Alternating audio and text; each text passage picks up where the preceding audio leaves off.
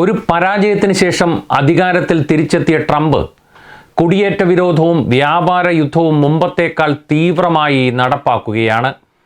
ആ രാഷ്ട്രീയ വംശവെറിയുടെ ഏറ്റവും ഒടുവിലത്തെ ഉദാഹരണമാണ് കുടിയേറ്റക്കാരായ ഇന്ത്യക്കാരോട് ട്രംപ് ഭരണകൂടം എടുത്ത സമീപനം. US സൈനിക വിമാനത്തിൽ കൈകൾ ബന്ധിച്ചാണ് 104 ഇന്ത്യക്കാരെ നാട് കടത്തിയത്.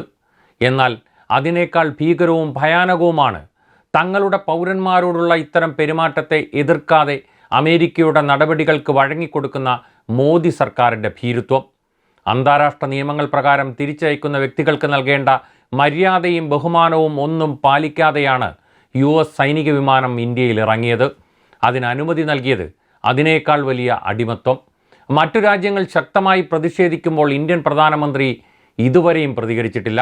7.15 ലക്ഷം ഇന്ത്യക്കാരെ അമേരിക്ക അനധികൃത പട്ടികയിൽ ഉൾപ്പെടുത്തിയിട്ടുണ്ട്. രാജ്യത്തിൻ്റെ അന്തസ്സത്ത ഇടിച്ചു കളയുന്ന പ്രവൃത്തിയാണിത്. ഇന്ത്യക്കാരെ കൊടും കുറ്റവാളികളെപ്പോലെ സൈനിക വിമാനത്തിലെത്തിച്ചിട്ടും ഇന്ത്യക്ക് ഒന്നും പറയാൻ കഴിയാത്തത് ദൗർഭാഗ്യകരമാണ്. രാജ്യസഭയിൽ ഈ വിഷയത്തിൽ മറുപടി പറഞ്ഞ വിദേശകാര്യമന്ത്രി S ജയശങ്കർ വിലങ്ങ് വെച്ച് നാട് കടത്തിയത് അമേരിക്കയുടെ നയമാണെന്ന് പറഞ്ഞ് ട്രംപിൻ്റെ നടപടിയെ ന്യായീകരിക്കുകയായിരുന്നു. ഇന്ത്യയിലെത്തിച്ച ആളുകളെ ഇന്ത്യൻ ഗവൺമെൻറ്റും അപമാനിക്കുകയാണ് ഉണ്ടായതെന്നും ഹരിയാന സർക്കാർ ജയിൽ വാഹനത്തിലാണ് അവരെ കൊണ്ടുപോയതെന്നും പ്രതിപക്ഷം ആരോപിച്ചതിനും മറുപടി പറയാതെ ഒഴിഞ്ഞു മാറുകയായിരുന്നു ഭരണപക്ഷം. ട്രംപിൻ്റെ കുടിയേറ്റ നയത്തിനെതിരെ ലോകമെമ്പാടും പ്രതിഷേധമുയരുമ്പോഴും ഇന്ത്യൻ സർക്കാർ ട്രംപ് അനുകൂല നിലപാട് സ്വീകരിച്ചിരിക്കുകയാണ്. ഇന്ത്യൻ പൗരന്മാരോടുള്ള അമേരിക്കയുടെ മനുഷ്യത്വരഹിതമായ പെരുമാറ്റത്തെ എതിർക്കാത്തതിലൂടെ അമേരിക്കയുടെ നടപടികൾക്ക് വഴങ്ങിക്കൊടുക്കുന്ന മോദി സർക്കാരിൻ്റെ നടപടികൾ ഇന്ത്യക്ക് അപമാനമായി മാറുകയാണ്. ഇവിടെ ഓർക്കേണ്ടത് കൊളംബിയയുടെ നയതന്ത്ര വിജയമാണ്. അമേരിക്കയുടെ മിലിറ്ററി പ്ലെയിനിൽ ഡിപ്പാർട്ട് ചെയ്യാനുള്ള ശ്രമത്തെ കൊളംബിയ തടയുകയും കുറ്റവാളികളെപ്പോലെ തങ്ങളുടെ പൗരന്മാരെ കൊണ്ടുവരാൻ തയ്യാറല്ല എന്ന് പെട്രോ അറിയിക്കുകയും ചെയ്തു. ഇതിനെ തുടർന്ന് US കൊളംബിയയും ഒരു തീരുമാനത്തിൽ വരികയും കൊളംബിയ തങ്ങളുടെ സ്വന്തം വിമാനങ്ങളിൽ അവരെ തിരിച്ചു കൊണ്ടുവരികയും ചെയ്തു. തിരിച്ചു വന്നവർക്ക് വായ്പയും മറ്റ് സഹായവും കൊളംബിയയുടെ പ്രസിഡന്റ് ഗുസ്താവോ പെട്രോ പ്രഖ്യാപിച്ചിട്ടുമുണ്ട്.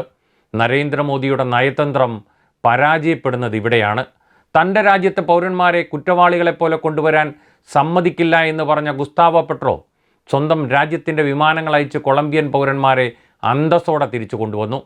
സൈനിക വിമാനത്തിൽ കുറ്റവാളികളെപ്പോലെയല്ല, അർഹമായ പരിഗണനയോടെ സാധാരണ വിമാനത്തിൽ അയക്കാനും അതിനുശേഷം അനധികൃത കുടിയേറ്റങ്ങൾ തടയാനുള്ള നടപടികൾ പരസ്പര സഹകരണത്തോടെ സ്വീകരിക്കാമെന്ന് പറയാൻ കേന്ദ്ര സർക്കാരിന് കഴിയാത്തത് എന്തുകൊണ്ടാണ്?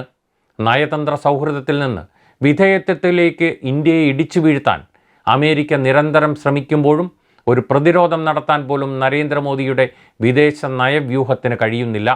കൊളംബിയ ചെയ്തതുപോലെ തങ്ങളുടെ പൗരന്മാരെ അന്തസ്സോടെ കൊണ്ടുവരാൻ കഴിയാതെ പോയത് ഒരു നയതന്ത്ര പരാജയം തന്നെയാണ്.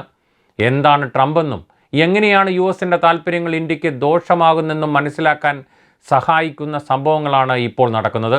ഇപ്പോൾ നടക്കുന്ന ഡീപ്പോർട്ടേഷൻ വിഷയത്തിൽ മുൻപും ഡീപ്പോർട്ടേഷൻ ഉണ്ടായല്ലോ എന്ന് ചോദിക്കുന്ന കേന്ദ്രമന്ത്രി അടക്കം ഓർക്കേണ്ടത് അന്ന് ചാർട്ടേഡ് വിമാനങ്ങളിലാണ് അവരെ തിരിച്ചയച്ചത്, അല്ലാതെ സൈനിക വിമാനത്തിൽ അല്ല എന്നതാണ്. ഇറാഖ് യുദ്ധകാലത്ത് ഇന്ത്യൻ പൗരന്മാരെ സൈനിക വിമാനങ്ങളിൽ തിരികെ കൊണ്ടുവന്നതിനോട് ചേർത്ത് വായിക്കുന്നവരുമുണ്ട്. എന്നാൽ US എവിടെയാണ് യുദ്ധ സാഹചര്യം? ഗോട്ടിമാലയിലേക്ക് സൈനിക വിമാനത്തിൽ കൊണ്ടുപോയല്ലോ, ഇന്ത്യയിലേക്ക് അങ്ങനെ ചെയ്താൽ എന്തു കുഴപ്പമെന്ന് ചോദിക്കുന്ന സംഘപരിവാർ ഭക്തരോട് എന്ത് പറയാനാണ്?